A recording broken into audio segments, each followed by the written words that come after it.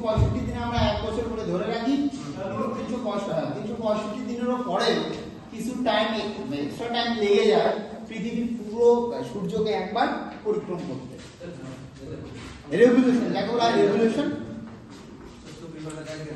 তোরা এতক্ষণ কইছিলি।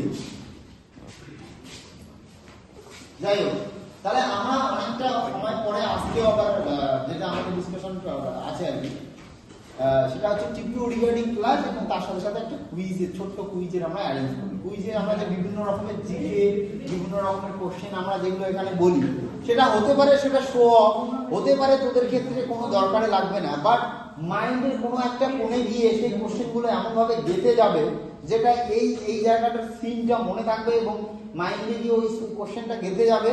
কোনো না কোনোভাবে যদি কোথাও কোনোদিন তোদেরকে ওই টাইপের কোশ্চেন করা হয়, তোরা এক্সাক্ট না হলেও মোটামুটি 70% ওই অ্যান্সারের কাছাকাছি পৌঁছতে পারবি যদি এখানে শুনে থাকিস।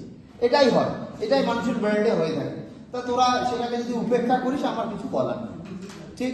এবার তোরা যেটা আমাদের টেড ওয়াইজ যেটা নাম দেওয়া লাগে সেটা টেড ওয়াইজ মোটামুটি একটা করে নাম দিয়ে দে আর কুইজে অংশগ্রহণ করে দে।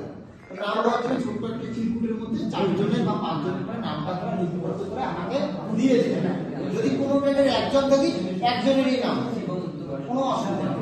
যেমন আমার শেখর আছে, শেখর প্লাম্বার টেডের একজন, তাই তো?